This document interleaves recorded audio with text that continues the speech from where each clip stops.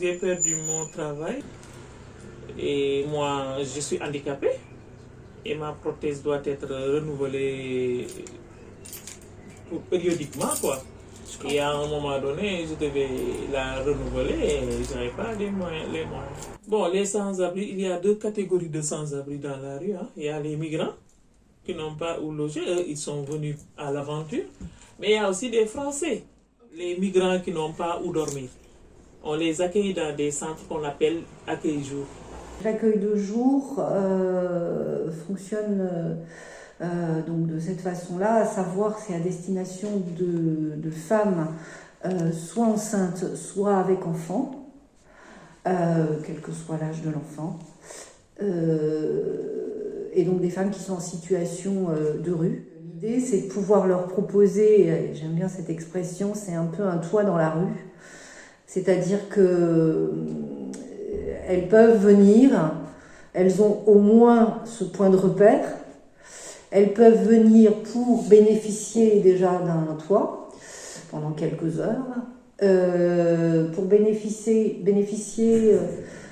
d'un accueil donc, qui leur permet de pouvoir utiliser les douches, se laver, de pouvoir utiliser des machines à laver pour laver le linge. On a maintenant ouvert une bagagerie il y a quelques mois. Donc elles peuvent déposer des bagages et des affaires qu'elles ont parce que quand elles sont à la rue, elles se promènent avec tout ce qu'elles ont. Hein. Voilà, et puis bénéficier de quelques heures où elles sont protégées, avec un toit au-dessus d'elles, avec la possibilité de se restaurer. Alors il n'y a pas de repas, c'est une collation, donc il y a du lait, du chocolat, de la confiture, du pain. On a des dons qui sont alimentaires qui sont aussi assez réguliers, donc quand il y a beaucoup, parce qu'on a aussi une partie hébergement, quand on a beaucoup, c'est aussi donné à l'ESI, ça s'appelle l'ESI, et donc c'est redistribué aux dames, ça leur permet de pouvoir manger, etc. Mais c'est surtout une collation, hein, on ne donne pas à manger proprement dit. Et puis ça leur permet d'avoir un minimum de contact social, d'être avec les autres dames, de pouvoir échanger avec elles, se retrouver aussi en fonction des origines, de la langue, de pouvoir échanger, de pouvoir partager le quotidien de leur vie qui est bien compliqué. Tout ça dans une prise en charge, un accompagnement qui se veut bienveillant. Et de pouvoir bénéficier aussi d'entretiens avec des travailleurs sociaux pour faire le point sur leur situation administrative, sociale, leur situation psychologique, hein, et leur situation au niveau de la santé, au niveau du médical, pour essayer de les orienter vers les associations, les lieux qui pourraient les accompagner et les aider. Voilà. Oh. Parce que ça, c'est oh. Oh. Pourquoi tu me trouves toujours des mots difficiles à expliquer? T'as raison, super. Villégiature, comment j'ai dit? On va regarder on va regarder la défi. Le plus simple, c'est pas la peine de donner des définitions trop compliquées.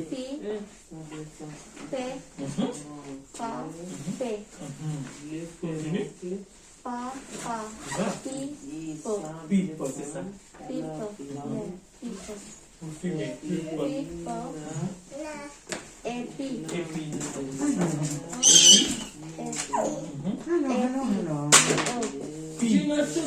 C'est la pile. Donc pendant quelques heures, elles ont aussi plus cette responsabilité, même si c'est toujours le cas, parce que nous on n'est pas responsable de leurs gamins, mais elles peuvent se mettre un peu à distance des enfants et être un peu plus à l'écoute d'elles-mêmes, j'ai envie de dire, ou de permettre à ces mamans de voir leurs enfants jouer, s'amuser avec les autres, s'amuser avec les adultes ici. Et ça, c'est des moments qui sont précieux. Et quand elles repartent à la rue, ce qui est absolument pas normal, bien évidemment, je pense qu'elles repartent plus fortes que quand elles arrivent. Enfin, c'est pas je pense, c'est même certain, sinon elles ne reviendraient pas. Voilà. Ah bah elle est là. voit pas tout à l'heure, la Chine. C'est dur.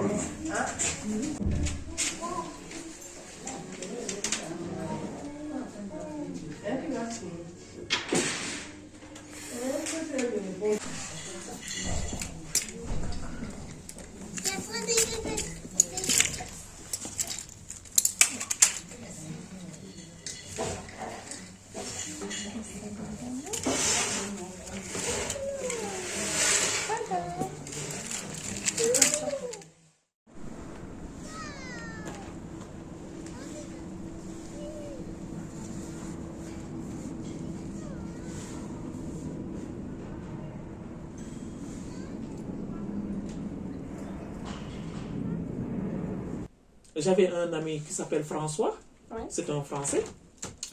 Il dort dans la rue et moi, je discutais souvent avec lui pour lui dire que mais pourquoi tu ne cherches pas du travail, toi qui es Exactement. français, moi je suis sénégalaise, j'ai quitté le Sénégal pour venir en France pour chercher quelque chose que j'ai pas dans mon pays.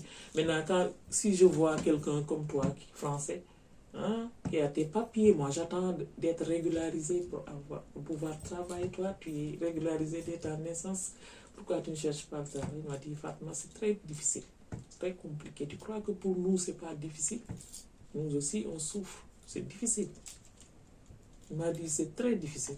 C'est pourquoi, il m'a dit, pourquoi moi, quand je rentre dans les supermarchés, je prends ce que je veux. Hein. Je lui dis, ah, tu voles? Je me dis, oui, bien sûr, si tu peux appeler voler, je vole. Hein. Je prends ce que je veux. Et je lui dis, comment tu prends? Il m'a dit, non, ils ne font pas attention parce que moi, tout ce que je porte, je le prends dans les supermarchés, dans les magasins. Et je m'habille très bien. Et je rentre dans les magasins. Je prends ce que je veux, je mets dans mon sac. Je ne prends pas beaucoup, je prends seulement ce que j'ai besoin pour une journée, 2 jours après. François. Il y a aussi des Français qui ont fait la prison. Hein, qui ont fait la prison. Et quand ils sont sortis, ils n'ont plus de travail. Ils n'ont plus où loger. Regarde, ils sont dans la rue. Moi, je connaissais une Française, Catherine. On a logé dans un centre d'hébergement ensemble. Elle m'a expliqué. Elle m'a dit qu'elle a fait la prison. Et quand elle est sortie, elle n'a plus rien. Elle dormait dans la rue. Et finalement, ce centre-là l'a pris. Il y a les Français aussi qui ont sombré à cause de la drogue. Hein. Ils ont tout perdu à cause de la drogue ou bien de l'alcool. Voilà. Mais il y a beaucoup aussi des repris de justice. Ils ont des difficultés. Hein. C'est compliqué en France.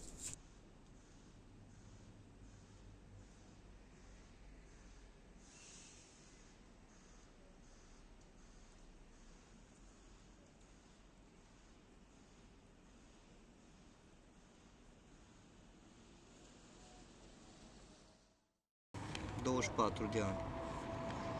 Chiar puțin de tot am mers la școală, că n-am mai avut cum să mai merg la școală, că mi-a murit mătușa mea, mi-a murit taică meu, n-am mai putut să mai mă duc la școală.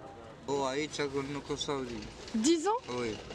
Nu că de volé, cum să dormi, cum să de volé. Nu-mi convine să stau la mâna lor, să mă ajute. Eu mă descurcam de când eram mic.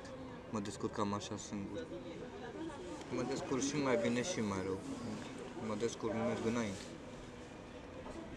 Taică mi-a murit, eu am fost aici în Franța, n-am cum să mă duc până nu-mi fac rost de bani să mă duc să-mi fac actele acolo.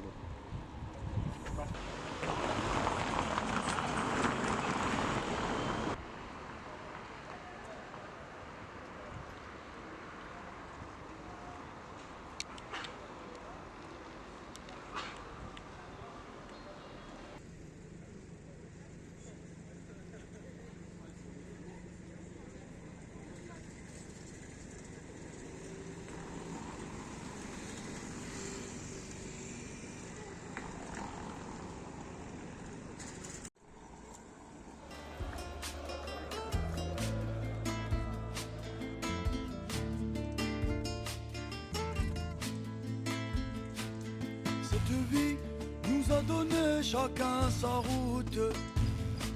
Y'en a qui marchent vers la paix, y'en a qui les déroutent. Cette vie nous a donné chacun sa route. Y'en a qui marchent vers le soleil, y'en a qui les déroutent. Le ciel est bleu, soudain vient cet orage.